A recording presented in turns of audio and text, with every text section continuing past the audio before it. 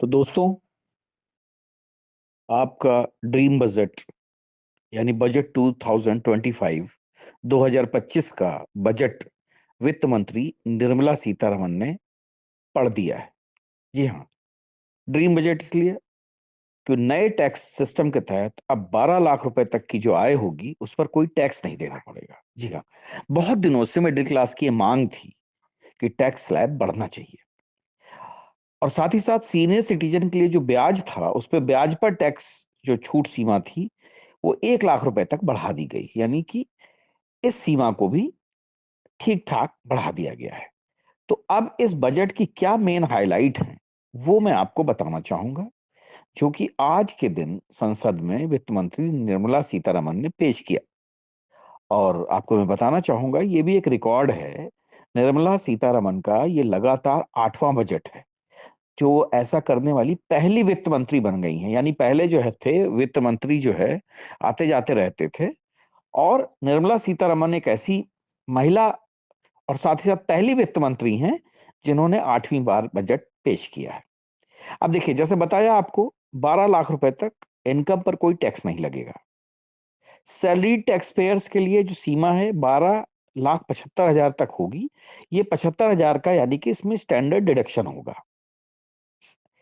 साथ ही साथ वित्त मंत्री ने यह बात कही कि बजट का जो उद्देश्य है वो आर्थिक सुधारों के 6 मुख्य क्षेत्र में सुधार के जरिए अर्थव्यवस्था को गति, इंफ्रास्ट्रक्चर को मजबूत और सतत विकास को बढ़ावा दिए जाने की है। तो इसमें जो मेन मुद्दा है वो taxation, financial sector, power sector, urban development, mining और रेगुलेटरी रिफॉर्म्स जो हैं शामिल हैं।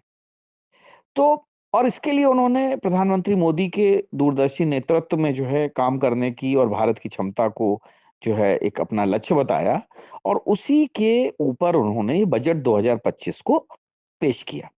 अब इन्होंने क्या किया है कि जो कैपेक्स है, पूंजीगत व्यय, उसको 10.18 लाख करोड़ कर दिया है। शहरी विकास के लिए 1 लाख करोड़ का अर्बन चैलेंज फंड बनाया जाएगा, जिससे कि शहरों को जो आर्थिक विकास के हब के रूप में विकसित किया जाएगा।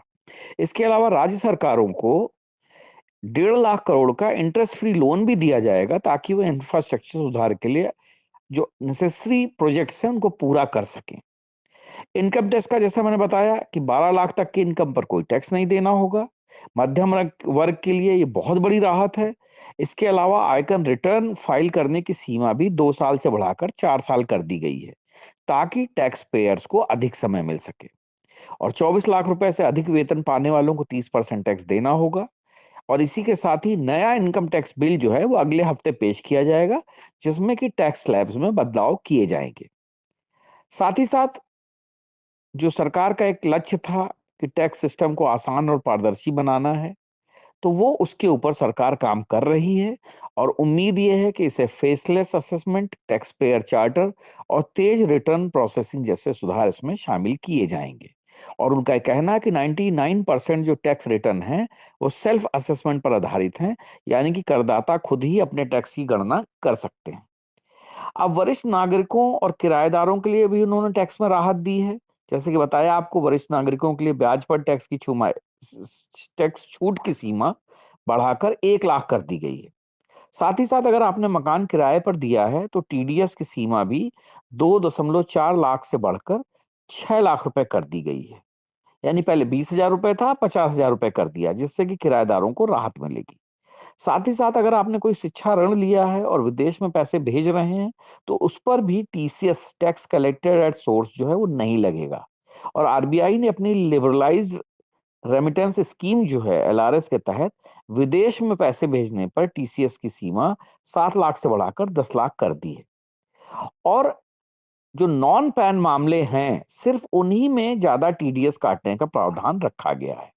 इसके अतिरिक्त आरबीआई की लिबरलाइज्ड रेमिटेंस स्कीम के तहत टीसीएस की सीमा जो है, जो मैंने आपको बताया, वो बढ़ा दी गई है। अब देखिए, कस्टम ड्यूटी को भी सरल और सुविधाजनक बनाया गया है। इन्होंने जैसे बहुत सारी चीजें हैं, कोबाल्ट पाउडर है, लिथियम आयरन जो बैटरी है उसके स्क्रैप पर भी कस्टम ड्यूटी हटा दी है। जो दवाएं हैं और पेशेंट असेसमेंट प्रोग्राम्स जो हैं वो कस्टम फ्री की उन्होंने सूची में जोड़ दिए हैं। गंभीर बीमारी में इस्तेमाल 6 दवाओं पर सिर्फ 5% की रियायती ड्यूटी लगाई है। तो इस तरीके से इन्होंने काफी जो है इस साल जो है छूट की जो बहुत सारी चीजें हैं उनको बढ़ा दिया है। तो उम्मीद करते हैं कि बाजार जो है इससे सुधर जाएगा। साथ ही साथ जो बीमा क्षेत्र में एफडीआई की सीमा को 74% से बढ़ाकर 100% कर दिया, यानी कि विदेशी कंपनियां भारत में डायरेक्ट जो है पैसा बीमा क्षेत्र में लगा सकती हैं और वो भी 100%। अच्छा, एक गवर्नमेंट ने कहा है कि केवाईसी रजिस्ट्रेशन जो है केंद्रीय सिस्टम लागू होगा, जिससे कि बैंक और वित्तीय लेन देन और भी आसान होंगे। साथ ही कंपनियों के मर्जर्स के लिए तेज अप्रूवल प्रक्रिया शुरू की जाएगी और बिजनेस फ्रेंडली नियम बनाए जाएंगे ताकि व्यापार करना आसान हो जाए। तो देखिए, गवर्नमेंट बहुत पूरी कोशिश में लगी हुई है और जैसा कि कहा जाता है कि बीजेपी गवर्नमेंट बनिया गवर्नमेंट है, तो ये गवर्नमेंट व्यापारियों के लिए और जो मतलब जो इसमें जुड़े हुए लोग हैं, उनके लिए ज्यादा से ज्यादा कोशिश कर रही है कि देश का जो है सकल घरेलू उत्पाद है, जीडीपी बढ़ जाए। साथ ही साथ हम विदेशों से अपने व्यापार को अच्छी तरीके से बढ़ा सकें और साथ ही साथ हमारा एक मतलब जो कहते नहीं कि हमारा देश के जो लोग हैं, उनका भी जीवन स्तर जो है सुधर जाए। इसके लिए इंफ्रास्ट्रक्चर में भी अच्छा खासा पैसा गवर्नमेंट दे रही है ताकि शहर जो है विकास के हब बन सकें। न्यूक्लियर एनर्जी में भी काफी पैसा दे रही है, जो कि परमाणु ऊर्जा उत्पादन से लेके और भी दूसरे कामों में काम आता है। एमएसएमई के लिए जो है गवर्नमेंट बहुत बड़ा मतलब जो है सपोर्ट दे रही है मजबूत बनाने के लिए। और जो है इसमें एमएसएमई सेक्टर को क्रेडिट कार्ड्स भी दे रहे हैं ताकि फाइनेंस की सुविधा मतलब जो है आसान हो जाए। स्टार्टअप के लिए विशेष फंड बनाए गए हैं। तो ये सारी चीजें जो है इन्होंने की हैं। एग्रीकल्चर विकास के लिए भी किसानों के लिए नई जो है योजनाएं लेके आए हैं। जिलों के लिए भी हर जिले के लिए नई योजना लेके आए हैं। फसल विविधीकरण को भी बढ़ावा दे रहे हैं ताकि किसान सिर्फ एक फसल पे निर्भर ना रहे। स्टोरेज और सिंचाई की सुविधा में भी सुधार कर रहे हैं, यानी कि हर तरीके से किसान क्रेडिट कार्ड वगैरह आसान सुविधा के लिए ये सारा कुछ मतलब जो है गवर्नमेंट कर रही है।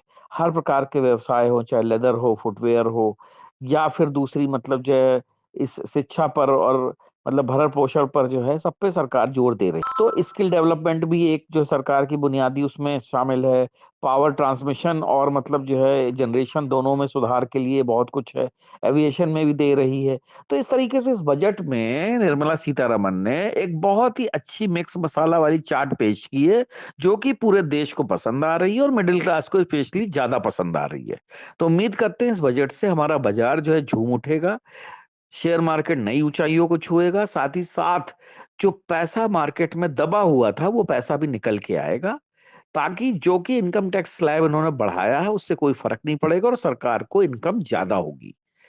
तो देखिए आने वाले समय में हमारे इस बजट का क्या असर होता है, हम और आप मिलकर जानेंगे और एक दूसरे से डिस्कस करेंगे। जय हिंद, जय भारत।